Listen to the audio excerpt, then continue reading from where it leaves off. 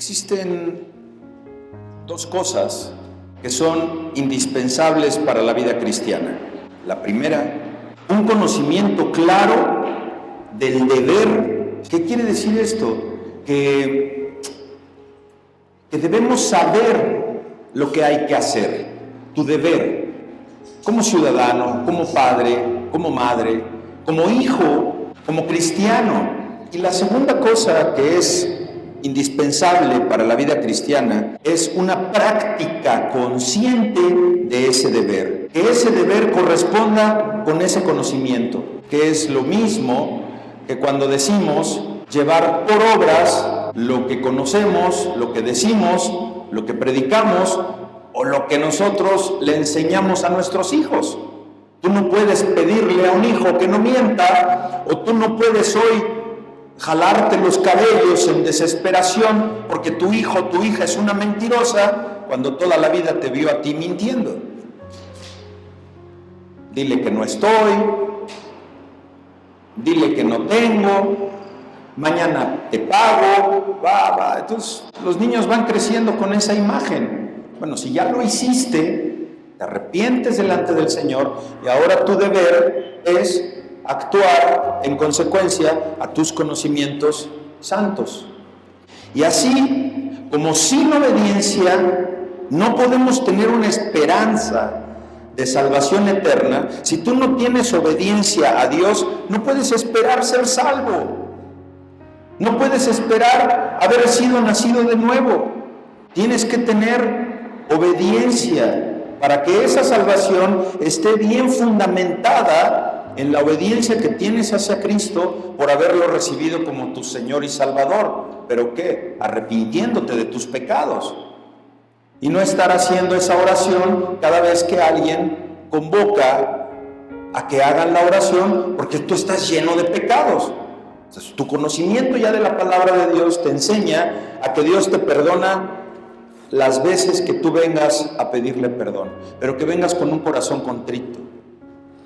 Entonces es muy común que la persona que desconoce la palabra de Dios, véalo sencillamente en su caso personal. Cuando usted no conocía la palabra de Dios, ¿sabe qué? Era más propensa a desobedecerla. Ahora sabes, varones, sabemos que no debemos desviarnos ante una imagen que trae una chica con poca ropa, videos, todas esas circunstancias. Pero ¿qué pasaba antes?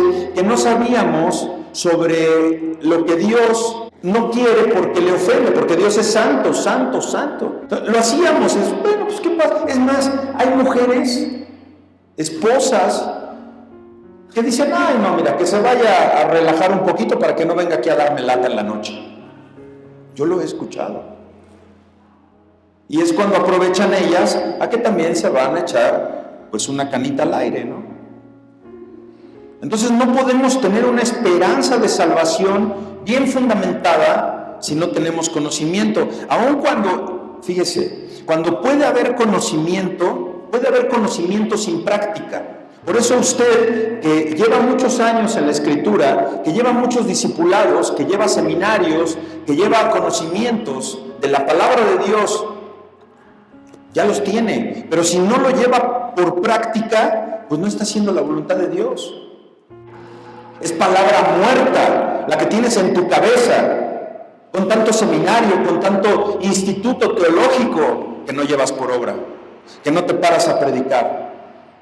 Que si no estás preparada para presentar una oración y te dice tu pastor, preséntate, y tú dices, no puedo. ¿Sabes qué? Le estás diciendo que no a Dios. Lo entiendo con gente que no está madura, que está empezando. Tenemos que volver a sentarnos con ellos, con ellas, ¿verdad? Y tomarlas de la mano, como lo hemos hecho, poco a poco. Pero oye, un cristiano de 10, 15, 20 años, que todavía le tiemblen las piernas como gelatina para dar una oración, no puede ser. No puede ser. Es por eso que para que podamos estar informados, para que podamos tener conocimiento de lo que debemos hacer, ojo, y lo que debemos evitar, le ha placido al soberano y juez preescribir en nuestros corazones leyes para la regulación de nuestras acciones. Romanos 2:15, parte B, se lo leo. Porque muestran la obra de la ley escrita en sus corazones. Ahí está la ley escrita en tu corazón, seas creyente o no seas creyente. A Dios le plació poner su ley en los corazones desde que naces. Ahí lo llevas. Y cuando tienes uso de razón, sabes lo que es bueno y sabes lo que es malo. El niño, la niña de 4 o 5 años sabe que robarse un chicle del Oxxo es malo. Por eso lo esconde. ¿De dónde sacas el chicle? Y el niño en su inocencia, ay, me lo traje del Oxxo. Ay, qué flojera regresar. Pues ya vente, eso no se hace. No. Porque al rato que te hablen en 15 años de una alcaldía o de una procuraduría, de una fiscalía, que tu hijo está porque se robó unos espejos o se robó una blusa de Liverpool, acuérdate del día que no quisiste regresar a devolver ese chicle al Oxxo. Y además, reprenderlo. Ahí están las consecuencias que muchas veces estamos pagando con nuestros hijos. Por eso Dios prescribe, ¿en dónde? En los corazones su ley. Y cuando de forma miserable, porque eso es lo que, así nos ve Dios, nos ve como seres miserables, que transgredimos la ley de naturaleza que está originalmente escrita en nuestros corazones, de tal manera que muchos de sus mandamientos ya no son legibles en el tuyo. Por tanto pecado se va borrando la ley de ti. Es por eso que tenemos los 10 mandamientos escritos en la ley, para que no te olvides. Porque tanto has pecado, tanto ves normal esa conducta, la mentira, la fornicación, el odio, la murmuración, la codicia, que tu corazón se ha encallecido y se ha borrado esa palabra escrita en tu corazón. Por eso Dios la escribió en 2 tablas. Motivo por el cual me agrado en anunciar a esta hermosa iglesia, valientes a los pies de Cristo, el inicio de una serie. Gloria a Dios que me permite, ¿hasta qué mes fue? Hasta finales ya de abril, poder empezar la primera serie de este año. Nos llevará 11 semanas, viajaremos durante 11 semanas en estudiar los 10 mandamientos. Estudiaremos de manera exhaustiva, exegética, expositiva, y el Señor provea para tales efectos a su iglesia. Así que este día vamos a comenzar con un mensaje que lleva por título El nacimiento de la ley de Dios. Aquellos que son abogados, y aquí nos acompaña un par, y en las redes sociales también nos ven algunos distinguidos juristas. Cuando nace una ley es porque es propuesta, ya sea por el Ejecutivo, por el Legislativo, ¿verdad? Y es sancionada por varios momentos para que esa ley sea promulgada y finalmente entre en vigor. Más o menos así vamos a estudiar el día de hoy, y que el Señor me provea el tiempo y la sabiduría para poderlo hacer. Así que hoy les voy a dar, para que vayan ustedes tomando nota, 6 consideraciones de este nacimiento de la ley. Y esto va a ser a manera de introducción. 6 consideraciones del nacimiento de la ley de Dios. ¿Por qué nació? ¿Por qué se consideró que la ley de Dios naciera? ¿Por qué tienes tú 10 mandamientos? Hoy lo vas a aprender. Primero, vamos a considerar, primer consideración, su promulgación. La promulgación de la ley de Dios, de forma en la que el decálogo de Éxodo 20, que fue dado formalmente a Israel de una manera muy impresionante, la manera en que tal vez lo has pasado por alto, la tierra tembló, el cielo retumbó, se oscureció, y por cierto, la gente temió, ¿Por qué? Porque cuando Dios habla, la tierra se mueve. Recuerda que siempre le comento que cuando escuche usted la alerta sísmica, cuando está temblando, sí, sal y ponte seguro si puedes, pero en ese momento siente a Dios hablar. Está hablando Dios, porque nadie más tiene el poder de mover la tierra. Hijo, hija, siente a tu Dios. Y de miedo, de terror, vas a pasar a un temor santo que sintió este pueblo en el monte Sinaí, cuando Dios con su dedo escribió en 2 tablas la ley de Dios. Primero, al pueblo se le mandó, vaya preparando Éxodo 19, 10 y 11. Vamos a empezar con la escritura. Fíjate cómo al pueblo Dios le manda a través de Moisés a que se prepare 2 días por medio de un lavamiento ceremonial. Se van a lavar, van a hacer todo esto que dice aquí y van a estar ustedes limpios de toda contaminación externa, antes de que estuviesen listos para estar de pie en la presencia de Dios. Éxodo 19, versículo 10 y 11. Y Jehová dijo a Moisés, hermano, a ver, ese dijo es porque habló Dios. Habló Dios a Moisés y le dijo, oye Moisés, ve al pueblo y santifícalos hoy, un día, y mañana, 2 días, y laven sus vestidos, 11, y estén preparados para el día tercero, porque el tercer día descenderá Jehová a los ojos de todo el pueblo sobre el monte Sinaí. Estoy avisando, Esto nos enseña, mis amados y amadas, que se deben hacer preparaciones serias del corazón y de la mente antes de venir a esperar delante de Dios sus ordenanzas y antes de venir a recibir la palabra de Dios de su boca. Dios dice que 2 días antes se preparara el pueblo. ¿Cómo te preparas tú para presentarte delante del Señor o para escuchar su palabra? Luego, en el monte donde Dios apareció, debía de estar cercado, versículos 12 y 13 del 19. Tenía que estar cercado con una prohibición estricta, en el sentido de que nadie, absolutamente nadie, podía acercarse al monte santo. Versículo 12 y 13 dice, y señalarás término al pueblo alrededor, diciendo, guardaos, no subáis al monte ni toquéis sus límites, porque cualquiera que tocare el monte de seguro morirá.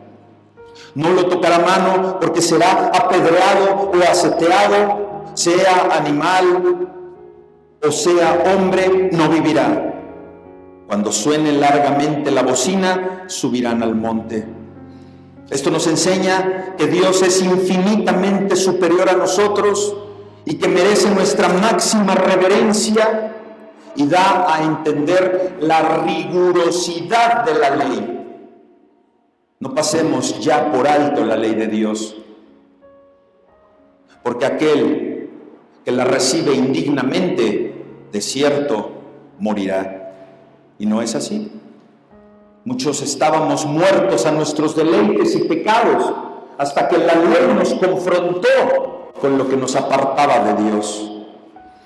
Después tenemos una descripción pavorosa de la manifestación en donde Jehová se apareció para entregar su ley. Éxodo 19, versículos 18 y 19. Ese Dios que muchos ven como terrible, también es un Dios amoroso. ¿Por qué lo ven terrible? Por sus pecados y concupiscencias. Porque la ley incomoda al pecador. La ley, pocas veces la hemos visto como algo bueno para nosotros. Estamos siempre pensando en que la ley nos prohíbe esto, y no puedo hacer esto, y no puedo hacer el otro. Puedes hacer más cosas que son buenas para ti y que no ofenden a Dios, y que tal vez tú crees que ofenden a Dios, que lo que crees que son malas. Para empezar, conducirte con verdad. Porque por miedo y por no decir la verdad, pecas, y ahí gana Satanás. Ayer puse un ejemplo muy rápido. Cuando te piden prestado dinero, para empezar, no pida prestado, porque se pone usted en lazo a quien le está pidiendo. Se vuelve usted su esclavo. Y dice la Escritura que hasta la cama en la que usted duerme puede perder. ¿Qué sucede cuando a alguien le piden dinero prestado? Y sobre todo que tiene. ¿Sabe qué dice? Híjole, es que no tengo. ¿No tengo? ¿De verdad no tienes?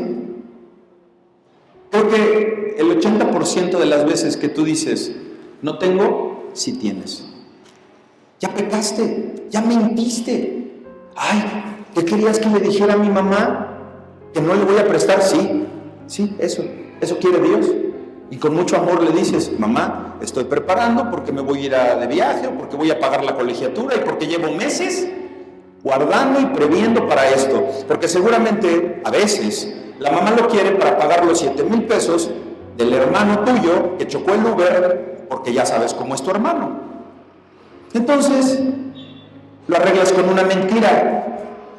Tache delante de Dios. Cristiano, tenga valor para decir que no va a prestar. Cristiano, no pida prestado. Al Señor lo podemos esperar y podemos hacer una pregunta. Tú te debes de preguntar y decir, Señor, ¿qué voy a hacer cuando vengas? ¿Cómo me vas a encontrar? ¿No has pensado en eso, que hoy puede ser ese día que el Señor venga por su iglesia? Piénselo. Hoy puede ser el último día de su vida. Hermoso, estamos congregados. Está usted escuchando la palabra de Dios. El Señor lo está sacudiendo, le está removiendo cosas en su corazón para que usted vea y voltee y regrese a la ley, que no es mala. La ley es buena porque nos ha enderezado. Cuando Dios terminó de dar las 10 palabras, tan grandemente afectado estaba el pueblo que le rogaron, le suplicaron a Moisés. Versículos 18 y 19. Le dijeron, Moisés, esto es demasiado para nosotros, no lo podemos soportar. ¿Podrás tú ser nuestro mediador y nuestro intérprete delante de Dios? Todo el monte Sinaí humeaba, porque Jehová había descendido. Hermano, por eso yo dudo mucho cuando alguien viene y me dice, es que pastor, ayer me habló Dios y me dijo que no se preocupe porque su hija va a regresar y porque esto... Ok. Pero ayer no tembló, ayer no se estremeció la tierra. Oye, ¿cómo es el tono de voz de Jehová? Habla... O habla así como... ¿Cómo será la voz de Dios? Y lo digo con mucho respeto. Porque cuando habla Dios, mira, había descendido sobre él. A ver, dice, el monte humeaba, porque Jehová había descendido sobre él en fuego. En fuego. A mí y lo digo, me hubiera gustado ver a la hermanita o al hermano pues, con las pestañas flameadas, ¿no? Se presentó en fuego, ¿no? Ok. Y el humo subía como el humo de un horno, o sea, es un calor consumidor. Y todo el monte, ¿qué? Se estremecía. Pero se estremecía como en gran manera. O sea, mucho. O sea, no has experimentado un temblor con las características que esta gente estaba despavorida por cómo bajó Dios a hablar. Y usted me dice que Dios le habló ayer. Wow. Creo que hay que estudiar más a fondo esto, ¿no? Y no ser tan sueltos. Claro, el Señor te habla en la mente y te ilumina. Pero espérame, no es que oí la voz de Dios. Usted sabe a lo que me refiero. No quiero ser grosero, pero que el Espíritu se lo revele, ¿no? 19. El sonido de la bocina iba en aumento, ¿en qué? En extremo. Por eso cuando se oyen ruidos en el cielo, acaba de suceder recientemente en Rusia, o allá pasa en Europa, aquí ha pasado, ¿no? que se ven luces y luego que se oyen, que el volcán apenas anduvo chillando, el Popocatépetl, y que se oían sonidos. ¿Y cómo entra uno en pánico? Como en los temblores, porque es la voz de Dios. Apenas y nos da un murmullo. Moisés hablaba y Dios le respondía con voz, ¿qué? Tronante. Entonces le dice el pueblo, habla con Dios. ¿Para qué? Para que nosotros no muramos. Sube, sé nuestro mediador. Esto nos enseña que cuando la ley es entregada a nosotros directamente por Dios, es en sí misma la administración de condenación y muerte. Pero al ser entregada a nosotros por medio de un mediador, ¿quién? Moisés. ¿Quién es nuestro mediador? Cristo Jesús. Ahora la ley ya no nos la dan en ese terror, en ese pánico. No, ahora viene entregada, envuelta en sangre preciosa de Jesucristo Redentor, que ahora Él aplaca la ira, el furor, el fuego de Dios para dártela con amor.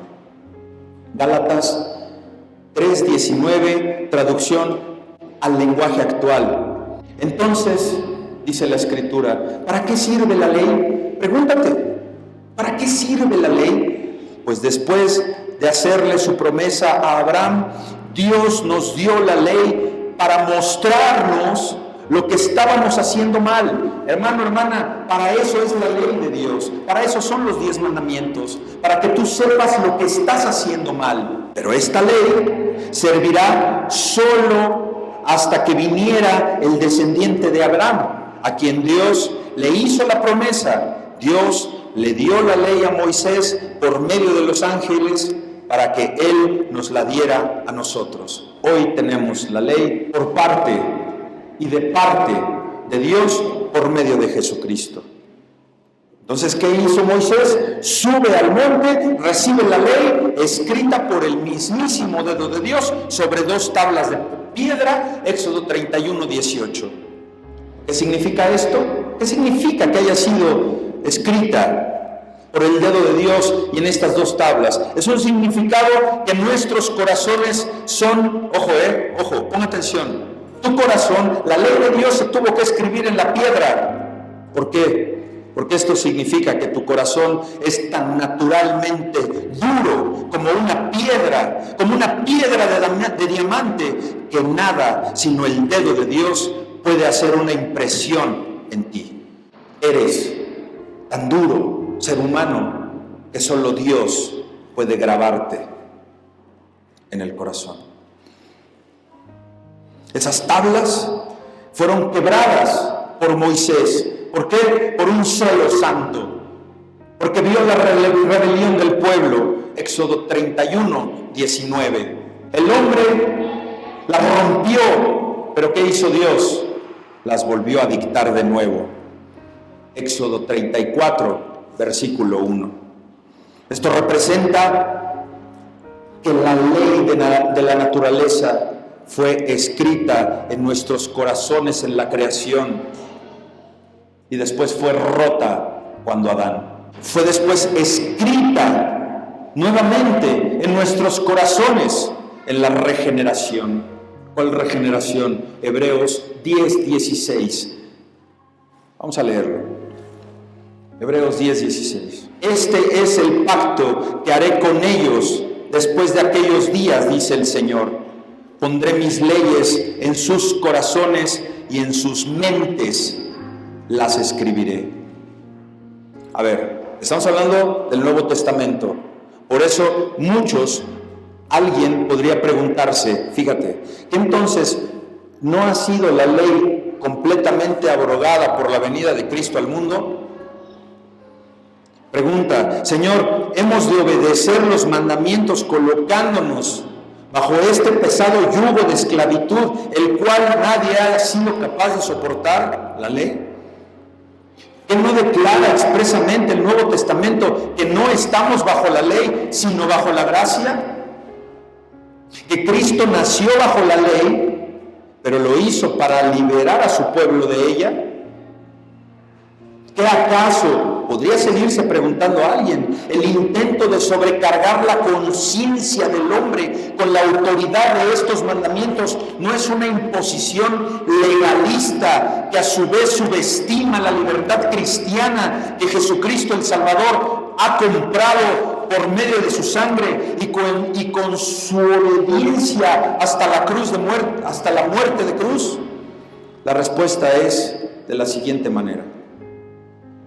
Con respecto a que la ley ha sido completamente abolida por la venida de Cristo a este mundo, el mismo Cristo Jesús declara enfáticamente: no penséis que he venido para abrogar la ley y los profetas, o sea, los ejecutores de la misma. No he venido para abrogarla, sino para lo que quiere de ti, cumplirla. ¿Por qué queremos saber cosas que no nos van a llevar a ningún lado y que son solo vanas contiendas entre unos con otros? Ni una jota, ni una tilde pasará de la ley hasta que todo se haya cumplido.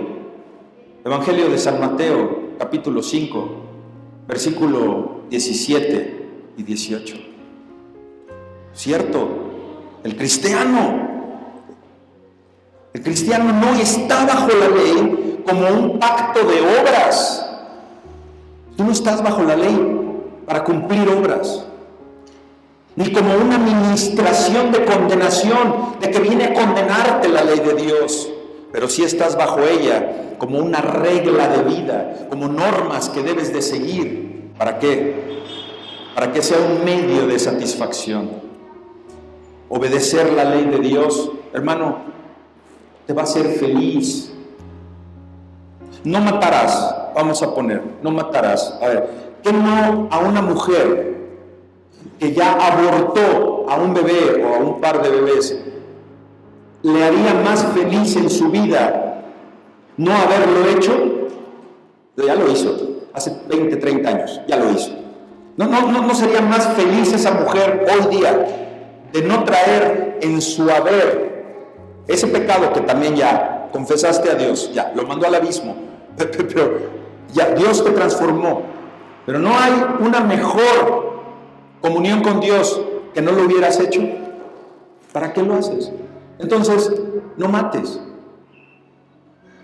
el cuerpo, no mates con la lengua, no forniques, no tengas otros dioses que no sea Dios, no codicies, no mientas.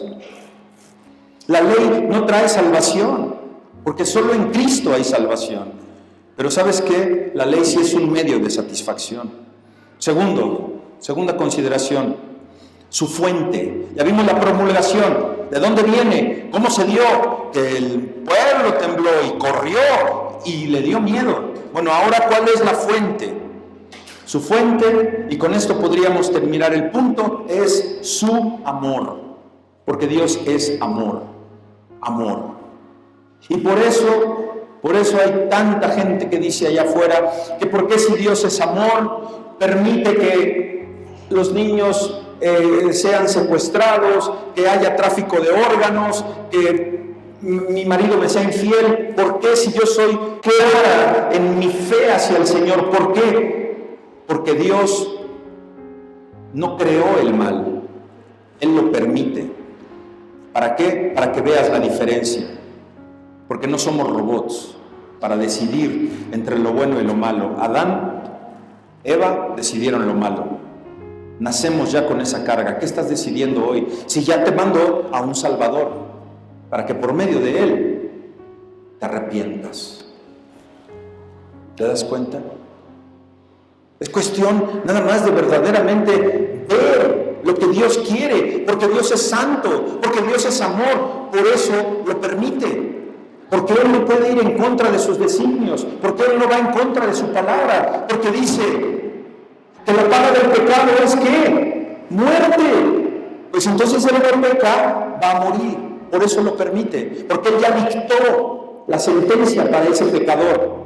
Bueno, arrepiéntete, porque también dice el Señor que aquel que se arrepienta, su pecado será enviado al abismo y sus vestiduras serán limpias y tan blancas como la nieve. Muy poco énfasis se pone en este divino, es un prefacio, porque fíjese cómo dice en el versículo 2 de el capítulo 20: yo soy Jehová tu Dios, que te saqué de la tierra de Egipto, de casa de servidumbre. Sin importar la terrible grandeza y la solemne majestad con la que la ley fue promulgada, te sacó al pueblo. Le está diciendo, a ver, es que yo los saqué de Egipto. ¿Y por qué los sacó de Egipto? Por amor.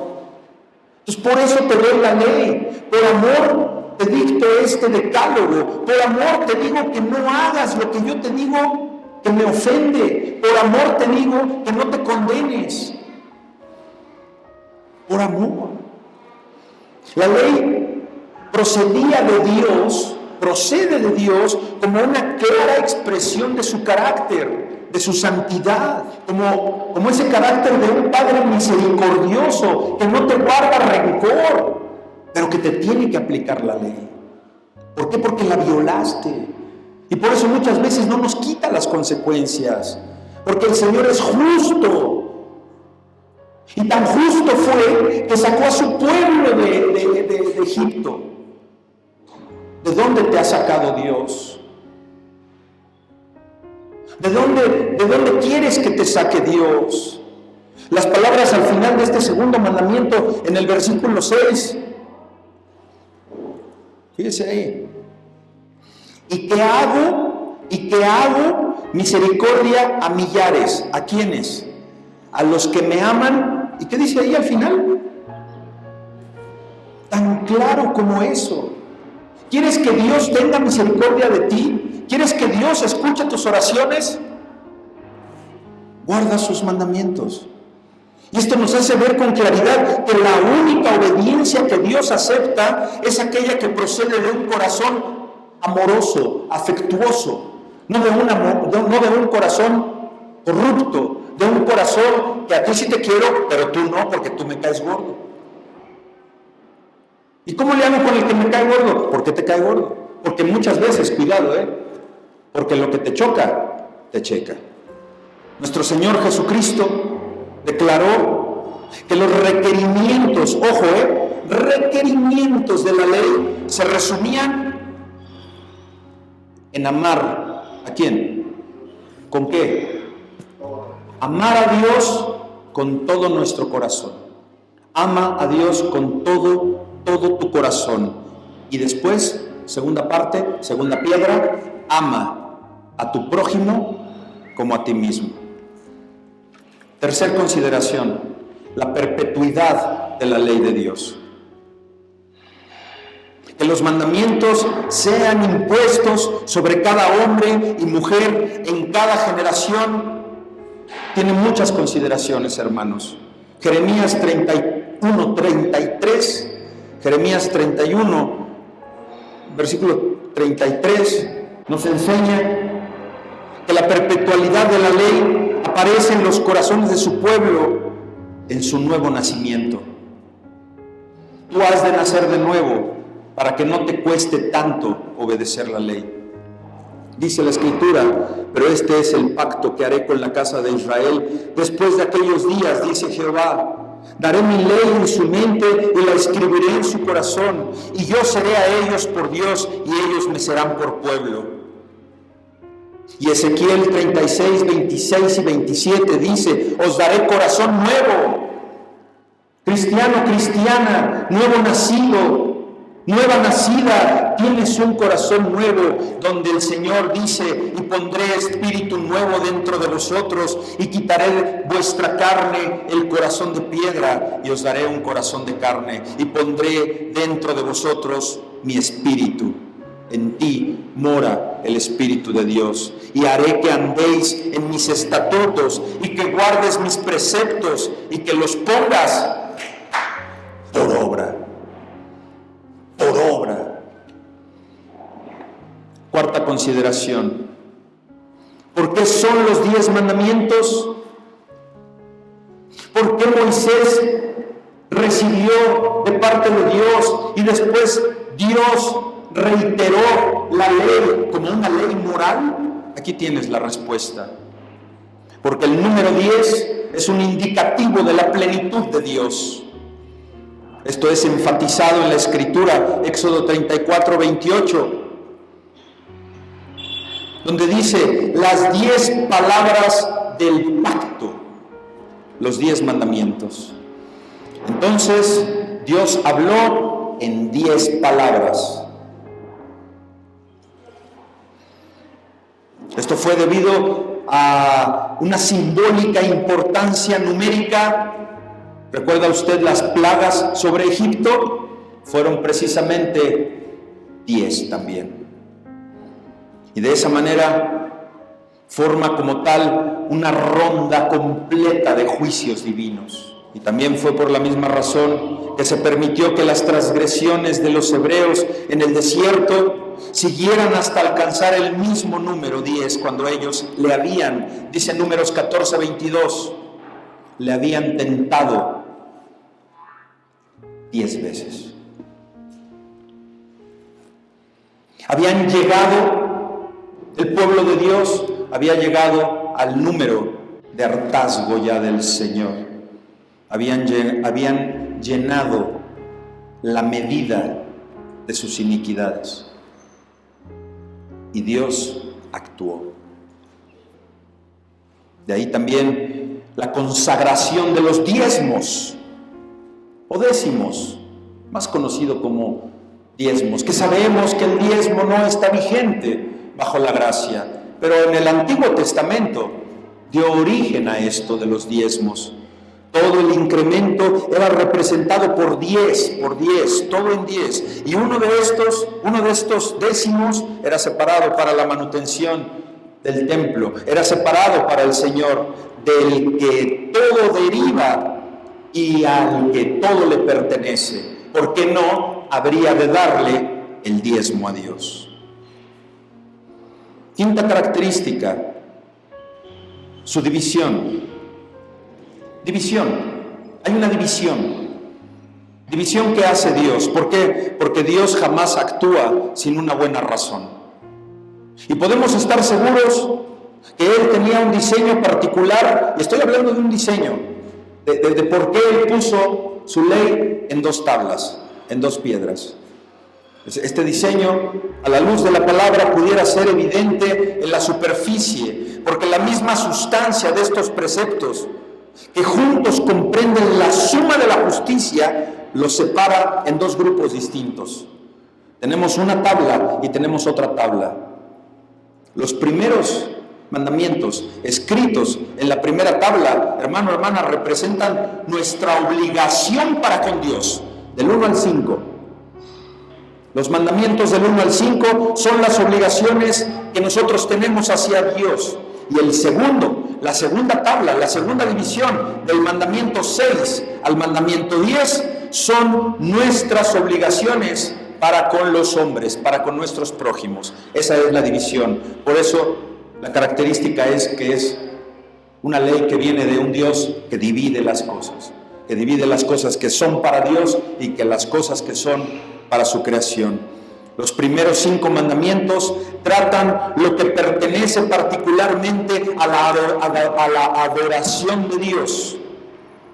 Y los últimos, del 6º al 10º, los que pertenecen son los mandamientos que pertenecen a las obligaciones en nuestras relaciones sociales. Juan Calvino, los ha denominado a los de la primera tabla como la cabeza de la religión, para correctamente añadir que lo dice porque son la misma alma de ella, estos primeros 5 mandamientos. Constituyen toda su vida y todo el vigor de cómo tú has de tratar a Dios, las cosas de Dios. Sin el temor de Dios, sin el temor y la observancia de estos mandamientos, el hombre, la mujer, el ser humano no persevera en la equidad, no persevera en la verdad y no hay amor entre nosotros. ¿Por qué? Porque no respetamos a Dios. Sexta característica, su función. El primer uso de la ley moral de Dios es revelar la única justicia que es aceptable a Dios y al mismo tiempo descubrir ante nosotros mismos nuestra propia injusticia. Eso es lo que revela la ley de Dios. El pecado ha cegado nuestro juicio. El pecado nos ha envanecido. El pecado hace que nos equivoquemos. El pecado hace que pensemos cosas que creemos que son buenas. ¿Por qué? Por la pura ignorancia de no saber que a Dios le ofenden. Así la ley llega a ser un espejo, hermanos. Juan Calvino también afirma que la ley de Dios, los 10 mandamientos, son un espejo donde tú te tienes que reflejar, porque en un espejo descubrimos cualquier mancha que hay en nuestra cara, cualquier desajuste que hay en nuestro ser. Así en la ley contemplas primero tu impotencia, contemplas lo sucio que estás delante de Dios y después en consecuencia a eso tu iniquidad. Lo poco que eres tú por ti mismo, por tus valores, por tus pensamientos. Delante de ese espejo, delante de la ley de Dios, dices, no soy nada y siempre vas a estar sucio. ¿Para qué? Para que vayas con el mediador, Jesucristo, tu Redentor. La ley de Dios nos hace estar conscientes de que debemos estarnos justificando a diario delante de Dios. ¿De qué? De nuestra insolencia por no darle la honra y la gloria que Él se merece. ¿De qué te vas a presentar delante de Dios? De tu iniquidad, de tu injusticia, de tu corrupción. Porque tú lo sabes en tu corazón. Porque fuiste hecho consciente de tu falta y de que no tienes fuerza para tú levantarte por ti mismo. La gloria de Dios, hermanos. La gloria de Dios. La ley fue dictada para que veamos a través de ella la gloria de Dios. Lo bueno que es Dios contigo. Lo bueno que fue Dios al tomar la decisión que de tal manera amó al mundo que mandó a su Hijo para que diera la vida por un pecador como tú y como yo. Así que otro uso de la ley es restringir a los malvados que no conocen de la ley de Dios en la Biblia, pero está impresa en sus corazones. El asesino que ayer mató sabía que no debía matarlo, aunque nunca se haya parado en una iglesia cristiana, aunque no conozca este decálogo. Para eso la ley es dictada también, para poner ese peso en aquellos que no tienen preocupación por la gloria de Dios y por aquellos que no tienen ningún pensamiento de agradarle a Dios, y aún así se refrenan porque saben que no está bien lo que están haciendo. Es un beneficio que nos llega de bendición a todos nosotros, porque ¿por qué? ¿No te ha pasado una tragedia en un transporte público, en una carretera? Aunque tú vayas en tus 5 sentidos, siempre hay un auto que viene contra flujo y choca y mata a la gente. Siempre hay tragedias. Familias que pierden a sus 3, 4 hijos en un solo choque, porque mandaron a sus hijos a jugar básquetbol a Oaxaca. Y la camioneta que iba perfectamente en su carril es embestida por un loco y ebrio conductor, y en ese momento pierdes a tus 4 hijos. La ley ha de mostrarle incluso al inconverso que no debe actuar de esa manera, para después dejarnos a nosotros el lugar para poderlos ir a evangelizar, cosa que hacemos en el banquito y cosa que se hace aquí transmitiendo a las redes sociales. Por último, la ley es la regla de la vida. Esta ya no es característica, forma parte de la sexta característica. La ley es la regla de la vida del creyente para dirigirte. ¿No sabes qué hacer? Ven a la ley de Dios. ¿No sabes qué decir? Ven a la ley de Dios. ¿No sabes hacia dónde dirigirte? Ven a la ley de Dios. Porque te va a dirigir, pero sobre todo te va a mantener dependiendo de la gracia de Dios y no de tus fuerzas. Con esto, mis amados hermanos, damos por terminada la introducción a los 10 mandamientos de la ley moral de Dios. Y la semana que entra comenzaremos con el primer mandamiento. Oremos. Padre, gracias. Gracias por tu palabra. Gracias por este lugar tan hermoso y cómodo que nos has permitido tener para congregarnos y al día de hoy comenzar esta hermosa serie de estudio sobre tu ley. Gracias por todos los conceptos que nos has dado y que tal vez necesitemos volver a repasar este sermón para poderlo comprender, porque seguramente hoy llegó a nuestros corazones, pero ni siquiera sabemos por qué estamos sacudidos. Porque tu Espíritu Santo se ha manifestado, porque tu Shekinah está en este lugar, Señor. Porque estábamos ansiosos, estábamos sedientos de estas aguas, Señor. Lo siente mi corazón y que lo sienta tu iglesia, Señor. En el nombre de tu Hijo Jesús, te rogamos porque nos des tiempo, paz, tranquilidad y constancia para que podamos continuar y terminar esta serie como a ti te plazca, en Cristo Jesús. Te lo pedimos y te damos gracias.